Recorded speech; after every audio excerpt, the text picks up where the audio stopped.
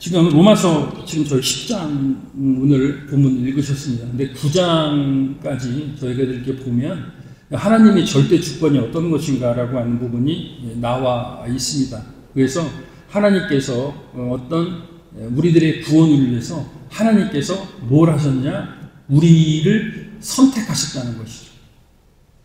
하나님의 선택이 갖는 의미는 어떤 것입니까? 하나님이 선택하셨다고 하는 것은 어떤 의미를 갖냐면 이제 하나님이 선택한 사람을 나의 백성으로 삼는다는 뜻입니다. 그리고 나를 선택한 백성이라고 하면은 내가 하나님의 사랑을 베풀겠다라고 하는 뜻입니다. 너를 내가 나의 사랑의 바운다리로 맞이하겠다라고 하는 것이 하나님의 선택입니다. 그 선택하는 주권적인 영향을 누가 가지고 있느냐? 하나님이 갖고 계시다는 거예요. 그러면 어떤 설교를 잘 한편 들어서 아니면 어떤 로직이 있어서 그러면 하나님에 대해서 알 수 있느냐라고 생각하지만 우리 인간이 갖는 DNA 속에서는 그것을 알 수 있는 것이 없습니다. 설교 한 편을 잘 들어서 아니면 하나님에 대한 어떤 조직신학적인 걸 가지고 그 로직을 잘 설명해서 하나님은 이러신 분이기 때문에 내가 하나님을 믿겠습니다. 불가능합니다. 내가 하나님을 믿겠다라고 하는 것, 하나님을 믿게 되는 것은 바로 하나님의 절대 주권이 개입되는 사건입니다. 하나님이 은혜를 주셔야 그것이 가능한 사건이 되는 겁니다. 그렇기 때문에 하나님에 대한 믿음이 없거나 부족하면 그 은혜가 불충분한 겁니다. 설교 한 편, 교회가 어떻다 이런 것 가지고 정해질 수 있는 문제가 아닌 것입니다. 그런데 저희들은 여러 가지 신앙의 여건상 그것을 혼용을 하는 그런 것을 많이 볼 수가 있습니다. 그래서 이제 복습을 하면 9장 27절 말씀을 한번 다시 다 같이 한번 읽겠습니다. 시작. 또 이사야가 이스라엘에 관하여 외치되 이스라엘 자손들의 수가 비록 바다 모래 같을지라도 남은 자만을 구원받으리라. 여기서 기억나시나요? 9장 27절에 남은 자라고 하는 것이 뭐라고 설명 들으셨나요? 남은 자. 네? 잘 안 들어서 못 들었어요. 남은 자. 네, 남은 자. 남영자가 아니고 남은 자. 남영자 집사가 안 보이네. 어디 가셨어? 한국으로 왜? 저 어머니 조문 오신 거예요? 대표로? 그러셨군. 남은 자라고 하는 것은 여기서 말하는 이제 9장 27절의 남은 자라고 하는 것은 뭐냐면 구원을 받은 백성들을 남은 자라고 하고 그리고 계속해서 하나님께 쓰임을 받는 백성을 남은 자라고 합니다. 그러니까 여러분들은 어떤 분들이세요? 남은 자. 어떤 의미에서 구원도 받으시고 그리고 앞으로 하나님으로부터 계속해서 쓰임을 받으실 분들이에요. 아멘 하십니까? 여러분들은 하나님께 어떤 쓰임을 받기를 원하세요? 네? 네. 어떤 쓰임이라도 받기를 원하세요? 네. 거기에 대해서 계속해서 9장 30절 말씀을 좀 보겠습니다. 읽겠습니다. 시작. 그런즉 우리가 무슨 말을 하리요? 의를 따르지 아니한 이방인의 의를 얻었으니 곧 믿음에서 난 의요라고 하는데요. 그 혹시 생각나십니까? 의라는 거? 의가 뭡니까? 로마서 9장 30에서 말하는 하나님의 의, 예수 그리스도의 의, 이것이 뭐예요? 의자라고 하는 건 오를 의자가 한문으로 설명을 해드렸죠. 양양자에다가 나자, 내가 이렇게 양을 머리에 이고 있는 오를 의자라고 그랬죠. 이거를 신학적 용어로 바꾼다고 하면 의롭다 하는 것은 뭐냐? 바로 예수 그리스도의 생명이 나한테 있다는 것입니다. 네. 구원을 받았죠. 하나님께 계속해서 쓰임을 받기를 원하죠. 그 사람이 갖고 있는 특징이 뭐냐? 의롭다고 하는 거예요. 의롭다. 의롭다는 건 뭐냐? 예수 그리스도의 생명이 나한테 있다. 그런데 예수 그리스도의 생명이 있는데 예수 그리스도의 생명이 드러나지 못하도록 방해하는 요소가 있습니다. 방해하는 사람이 있습니다. 방해하는 자가 있습니다. 그것을 우리는 뭐라 그러죠? 네? 권사님 말씀 맞아요. 사탄이라. 그리스도의 생명이 있는 사람에게 그것을 방해하고 생각 못하게 하고 그 사명을 가지 못하도록 엄청난 양의 방해를 가져오는 거예요. 누가? 사탄. 엄청나게 무지막지하게 합니다. 그것을 단결하고 단합하는 꼴을 보지 못합니다. 성경을 읽는 꼴을 보지 못합니다. 성경 읽어도 재미가 없고 유튜브 그때 잠깐 틀었는데 너무너무 재미있습니다. 계속 보게 됩니다. 이것이 우연한 일이라고 생각하지 마시고 결국은 사탄의 쾌계라고 하는 것이죠. 왜? 그리스도의 생명을 잃게 만드는 것이죠. 그렇기 때문에 이제 33절에 보면 뭐라고 나오냐면 내가 예수 그리스도가 걸림돌이도 되기도 하고 예수 그리스도가 사람을 살림돌도 된다고 하는 것이죠. 그러니까 여러분들의 삶에 있어서 잘 나가시다가 어떤 일에 탁 걸렸다. 예수 그리스도는 뜨인놀이라고도 하고 뭐 여러 가지 얘기가 구약에도 나오지만 결국은 뭐냐면 여러분들이 나갈 때 사명을 감당하기 위해서 예수 그리스도가 여러분들을 탁 걸리게 만든다. 뭐를요? 사명을 감당하기 위해서 그리스도의 생명의 길로 가기 위해서 그럽니다. 그런데 대부분의 경우에는 이제 그것을 잊어먹고 반대로 걸림돌이 반대 역할을 하는 건 뭐냐면 이제 쭉 예수 그리스도를 몰라. 전혀 관계없어. 세상대로 막 살아. 세상에 잘 나가. 돈도 많이 벌었어. 명성도 있어. 그냥 내가 뭐든지 할 수 있을 것 같아. 그런데 그 사람을 어떻게 합니까? 탁 걸리기 위해서 그 사람을 그리스도의 생명으로 다시 나가게 만드는 것도 있어요. 그게 뭐냐? 바로 9장에서 말했던 남은 자에 관련된 하나님의 구원의 주권적 역사를 얘기하는 것이고, 그리고 이제 오늘 그 10장으로 넘어와서 10장 1절로 13절의 말씀의 핵심 포인트는 뭐냐면 바른 지식을 갖자라는 거죠. 2장 말씀을 한번 보겠습니다. 읽습니다. 시작. 내가 증언하노니 그들이 하나님께 열심히 있으나 올바른 지식을 따른 것이 아니니라. 아멘. 얼마 전에 좀 오래된 얘기인데요. 이렇게 새해가 되면 러즈볼 경기를 하잖아요. 그 풋볼. 그런데 풋볼 두 팀이 막 경기를 하는데 어느 한 팀 선수가 열심히 공을 갖고 막 공격을 하기 시작했어요.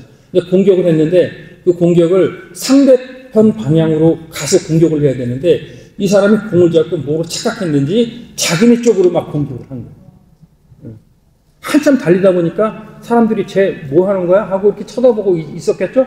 자기가 열심히 달리다 보니까 혼자 달리는 거예요. 뭐가 잘못됐는가요? 하고 보니까 반대로 달리는 거예요. 이건 뭐죠? 열심은 있었는데 방향이 틀린 거예요. 방향.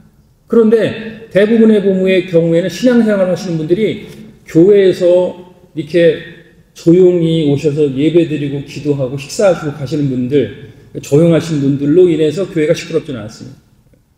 교회는 항상 중직들, 뭔가 열심히 하고 이 방법이 맞다고 생각하시는 분들이 막 얘기할 때 그때 교회가 시끄러워요.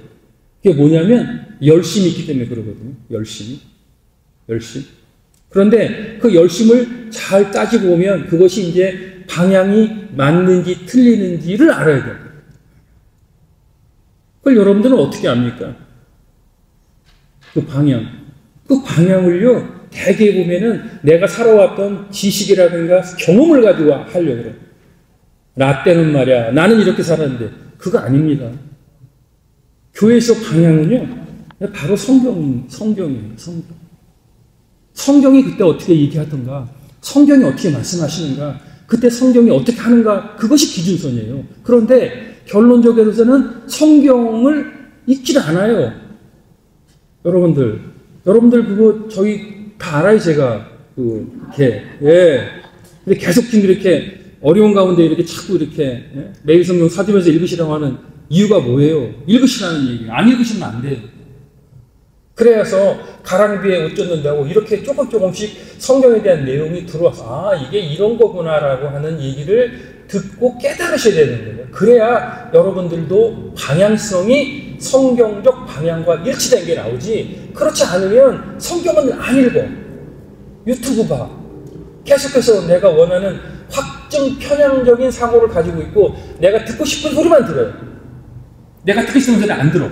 그리고 이제 이 요즘에 핸드폰 같은 이런 고차원적인 그 알고리즘은 내가 원하는 것만 계속해서 나온다고. 이 사람들의 성향 분석이 이미 끝나가지고 아 얘는 뭐를 원하는구나 이쪽으로만 계속 보내주니까 나는 균형적인 시각을 갖는 것이 아니라 그 슈퍼컴퓨터의 지배가 되는 그런 역할을 하게 되는 거죠. 그렇기 때문에 결국은 뭐냐면 그렇게 올바른 지식을 갖는 것은 성경적 지식을 가져야 된다고 하는 것이죠. 여러분들 국수하고 국시의 차이점이 뭔지 아세요? 예? 안 들려요. 크게 좀 말씀해 주세요. 사투리요? 적어왔습니다. 국수는 밀가루로 만드는 거고 국시는 밀가리로 만드는 거예요. 그러면 뭐 밀가리는 뭐냐 그랬더니 이거는 봉투에 넣는 거고 그 다음에 밀가리는 봉다리에 넣는 거래. 그러면 봉투는 뭐고 봉다리는 뭐냐? 봉투는 침으로 발라 만든 게 봉투고 춤으로 만든 게 봉다리고. 이게 맞는 얘기인지 뭐라고 그러냐? 그리고 그 다음에 이 저기 또 그 뭐죠? 이 봉투는 혓바닥으로 이렇게 침을 발라야 되는 건데, 근데 이거는 뭐를 새바닥으로 해야 되는데, 그럼 혓바닥은 뭐냐? 그걸 학교 다닌 사람이 혓바닥이라고 그러고, 학교를 댕긴 사람이 새바닥이라고 그러는 거예요. 이게 맞아요? 누가 맞다고 그래? 이게 맞다고. 이거 맞는지 틀린지 확인을 할 수가 없어요. 근데 이게 결국은 지식이야, 지식. 그러니까 이게 여러 가지 떠도는 게 있는데 이게 맞는지 틀리는지 알 수 있는 방법이 없는 거예요, 이게. 예? 그러니까 중요한 건 뭐냐? 예전에 그런 얘기 있다잖아요. 미국으로 이민 온 사람이 영어를 빨리 하고 싶어서 어떻게 하면 영어를 빨리 할 수 있어요? 그랬더니 무조건 영어를 들으면 돼. 계속 24시간 영어를 한 3개월 틀어. 그렇게 해서 이 사람 그럼 되는 거다 싶어가지고 영어를 들었다는 거 아니에요? 계속 한 3개월을. 그 친구가 가서 이렇게 보니까 너 뭐 하냐? 나 영어 듣고 있어. 그랬더니 그가 영어가 아니라 스페니쉬였다는 거예요.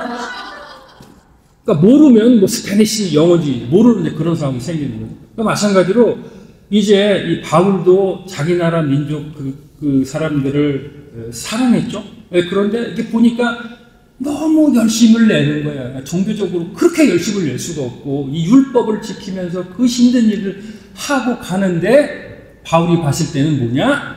방향성이 틀렸다는 거예요. 그러니까 얼마나 답답하겠어요. 이렇게 이걸 가지고 이렇게 따지고 앉아 있으니. 그렇죠. 그래서 이제 그 13장 초반에 바울이 얘기하는 겁니다. 바른 지식을 가져라. 바른 지식을. 그러면 바른 지식이 대체 뭐냐? 이런 얘기가 결론적으로 나와야 하는 것이죠.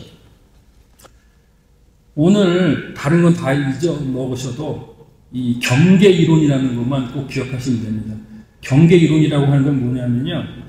그 12살 미만의 학생들을 한 그룹은 이렇게 네모 반듯한 곳에다가 집어넣어서 놀게 하고 12살 미만 되는 다른 한 그룹은 아무 경계가 없는 데서 놀게 합니다. 다시 한번요. 12살 미만 아이들을 이렇게 네모게 있는 경계가 있는 곳에서 놀게 해. 한 그룹은 경계가 없어. 네 마음대로 놀아. 이렇게 놔두세요. 그리고 난 다음에 그 사람들, 그 아이들이 그렇게 경계가 있는 곳에서 자란 애, 없는 곳에서 자란 아이들을 성향을 분석을 쭉 해봅니다. 어떤 결과가 나왔을까요? 경계가 있는 데서 자란 아이들은요, 그 경계 중에서 사방을 다 쓰는 거예요. 구석탱이까지 다 이렇게. 그런데 경계가 없는 아이들은 노는 곳이 어디냐면요, 멀리 갈 것 같죠? 그렇지 않고 바로 자기 앞에, 옆에 몇 군데에서 노는 데가 딱 정해져 버려요. 경계가 있는 사람들 그런 식으로 하다 보니까 아이들이 갖는 게 뭐냐? 창의성이 높다는 거예요. 경계가 없는 곳, 여기가 창의성이 많을 것 같죠? 불안한 증상이 나타납니다. 그래서 경계 이론이라고 하는 것이 뭐가 중요하냐면 아이들을 가르칠 때나 집단 교육을 할 때 적당한 가이드라인을 줌으로 해서 안정감과 더불어서 그 안에서 할 수 있는 창의성을 극대화시킨다라고 하는 것이 경계 이론이에요. 그러면 이제 우리도 여기서 보면 이제 쭉 나와서 이제 입으로 시인하고 마음으로 믿는다고 하는 얘기가 나오는데 그 마음이라고 부분에 있어서 뭐냐면 우리들에게 올바른 지식에 경계를 두는 거예요. 경계. 그 경계를 두는데 그 경계 가운데서 그럼 올바른 지식이라는 게 뭐냐? 이거를 이제 정리를 할 필요가 있는 것이죠. 그러면 구원을 이루는 일에 있어서 올바른 지식이 과연 어떤 것이에요? 여러분, 성경에 쭉 나와 있는 임직교육할 때 여러분들도 암기하셨던 그것이 바로 올바른 지식이 척도가 되는 것이에요. 손 한번 이렇게 해보세요.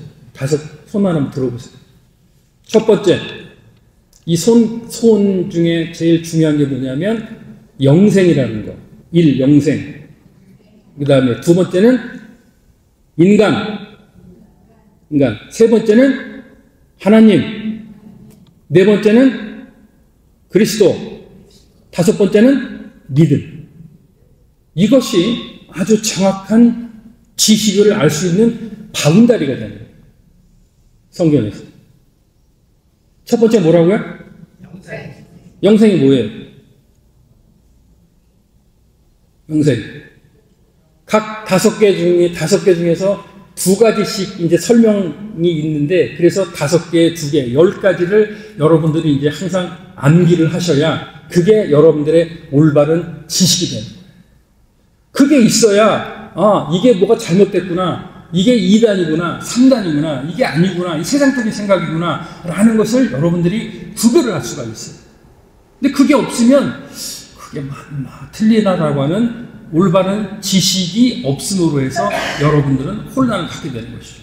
첫 번째가 뭐냐? 영생. 영생은 값없이 주시는 하나님의 뭐다? 은혜다. 선물이다. 은혜다.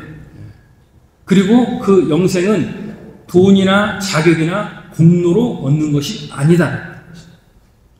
요게 이단에서는 돈을 조금 많이 내거나 특별히 이제 여호와의 증인 같은 경우에는 그 계급에 맞춰서 몇 시간씩 더 봉사를 하면 그 급이 올라가는 게 있어요. 그런데 기독교에 있어서는 영생은 값없이 주시는 하나님의 선물이고, 그리고 그것은 돈이나 자격이나 공로로 얻는 것이 아닌 것입니다. 두 번째로 인간. 인간은 어떻다? 인간은 다 죄인이다. 여러분들 죄인이십니까? 여러분과 저는 다 죄인입니다. 구원받은 죄인입니다. 그리고 죄인은 자신을 구원할 수 있습니까? 없습니까? 없다. 세 번째 뭐라 그랬죠? 세 번째. 하나님. 하나님은 어떤 분이시죠? 하나님은 그건 기도하실 때 태초에 하시는 거예요. 태초에 변집사님인데,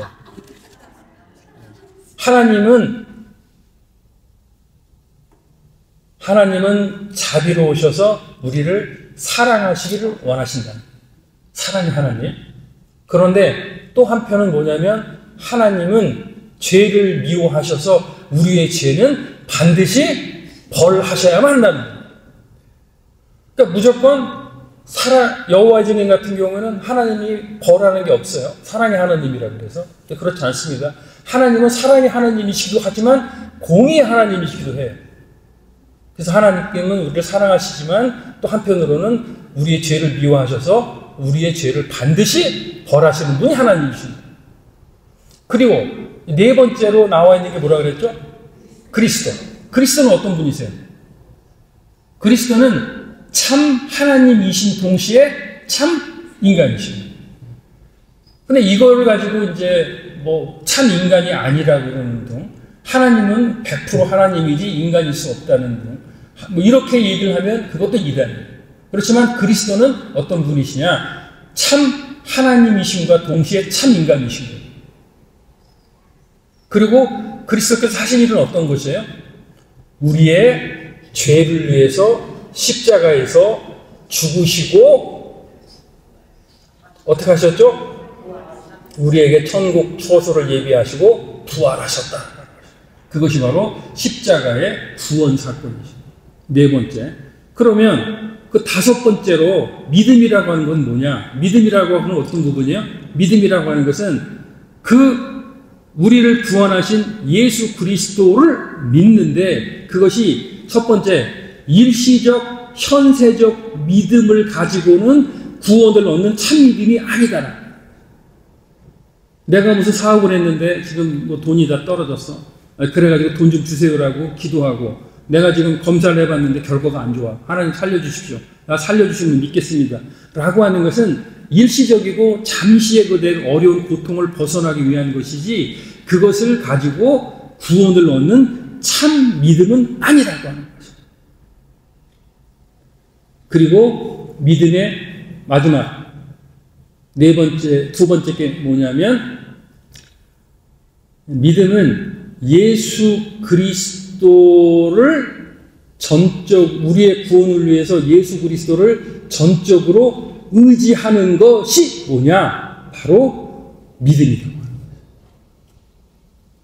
거예요. 요 다섯에 두 개씩 10가지가 우리의 구원을 위해서 꼭 알아야 할 올바른 지식인 거예요. 이게.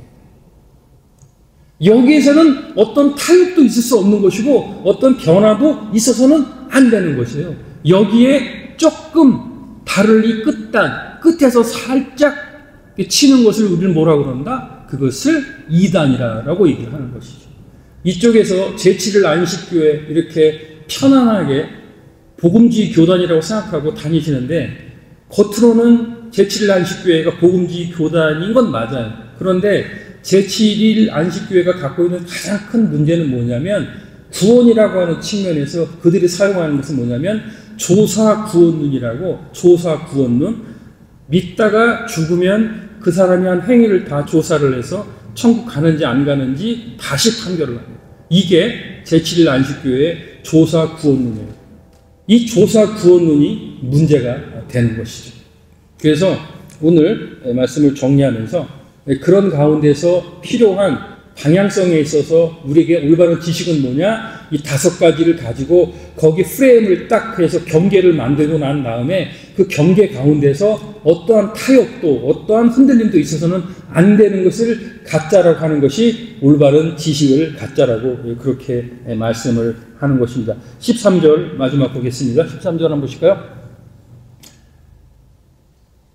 예, 읽습니다. 천천히 시작. 누구든지 주의 이름을 부르는 자는 구원을 받으리라. 아멘. 누구든지 주의 이름을 부르는 자, 누구든지 주의 이름을 부르는 자, 그 다음에 는 있죠. 주의 이름을 부르는 자, 가로가 있습니다. 거기에 가로 열고 닫고. 주의 이름을 부르는 자가 꼭 가져야 될 3가지가 있는데 그게 뭐냐면 저게 생략이 됐어요. 여러분들 주여 주여 주여 주여 부르시는데 주의 이름을 왜 부르십니까? 여러분들 주의 이름을 부르는 것은 뭐냐면 바로 나는 주님의 은혜로 구원을 받았지만 나는 여전히 100% 내가 죄인입니다 라고 고백을 하는 것이에요. 그런데 대개 보면 모든 것이 내가 죄인입니다라고 고백을 여러분들 하세요? 안 하세요? 어떤 문제가 생기면 저 사람 잘못입니다. 저 사람이 저랬습니다. 라고 얘기를 하지 그 문제에 있어서 내가 잘못했습니다. 내가 따지고 보면 내가 피해자 같은데요? 라고 생각하는데 내가 죄인이다라고 생각이 있으면 내가 피해자인 줄 알았는데 자세히 따져보니 내가 가해자가 돼버리고 그렇기 때문에 주여 주여 부르는 사람들은 주의 이름을 부르는 사람이 가져야 될 건 뭐냐? 내가 죄인입니다.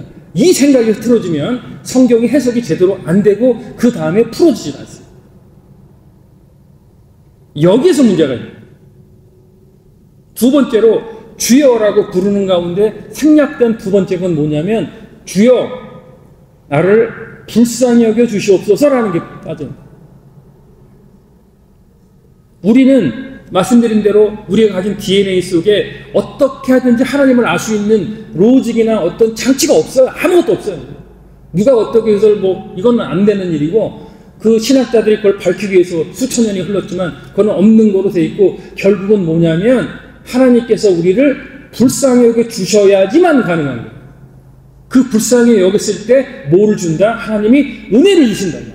은혜. 그랬을 때 하나님을 알게 되는 그 장치가 생기는 거예요. 그러니까 첫 번째로 하나님 저는 100% 죄인입니다. 두 번째로 하나님 저를 불쌍히 여겨주시옵소서. 세 번째로 하나님 저를 불쌍히 여겨주셔서 은혜를 내려주시옵소서. 그게 주의 이름을 부르는 자예요. 여기서 주의 이름을 부르면서 하나님 불쌍히 여겨주시옵소서 라고 하는데 거기서 전화번호 찾고 어떻게 해야 될 거 찾고 세상 방법 찾고 아는 사람 찾고 내 돈 쓰고 이렇게 하려고 하는 사람은 주의 이름을 불러서 구원을 얻는 자가 아니고 자기 힘으로 사는 사람. 한두 번은 잘 됩니다. 그러나 결정적인 순간에 무너지게 돼 있는 것이 바로 세상의 원리인 것입니다. 그렇기 때문에 오늘 로마서 다시 그 강의를 재개하면서 꼭 가져야 될 건 뭐냐면 우리가 마음속에 바운다를 가지고 올바른 지식 그 5개, 10개를 꼭 암기를 하시고 그리고 주의 이름을 부르는 저와 여러분은 뭐냐? 바로 100% 죄인이다. 죄인이기 때문에 모든 잘못은 누구한테 있다? 다 나한테 있다. 원인을 딴 데서 찾으면 안 돼. 나한테 찾으면 답이 다 나와. 그런데 대개 보면 그것을 나한테 찾지 않고 다른 곳에서 찾기 때문에 문제가 생기는 것이고 그렇기 때문에 크리스찬을 보는 바깥에서 교회를 보는 눈이 안 좋은 것이고 그리고 하나님이 나를 제발 좀 불쌍히 여겨주셔서 교만하지 않게 살겠사오니 주님 저를 불쌍히 여겨주셔서 하나님 저에게 은혜를 내려주시옵소서. 세상 평탄의 은혜도 내려주시옵시고 세상 건강의 은혜도 내려주시옵시고 그리고 자식들 잘 되게 하는 복도 내려주시옵시고 그리고 하나님 만나러 갈 때 순적하게 오래 아프지 않고 만날 수 있도록 은혜 내려주시옵시고 모든 것이 은혜에 시작해서 은혜로 끝나는 것이고 그리고 그 은혜를 받은 우리들이 할 일은 뭐냐면 바로 그 은혜를 위해서 예수 그리스도가 십자가에서 그 모진 고통 받으면서 피 흘려 돌아가신 거기 때문에 우리는 항상 나를 복종하면서 예수 그리스도의 보혈을 항상 나한테 뿌리면서 내가 더 가라앉고 내가 더 회개하고 내가 더 반성하고 그리고 모든 것은 나에게 있다라고 겸손한 마음을 갖고 사는 사람 그것이 바로 크리스찬이고 그랬을 때 성경적으로 하나님이 원하는 방법으로 일사천리 풀어지게 되는 은혜가 있기를 주님 이름으로 축원드립니다.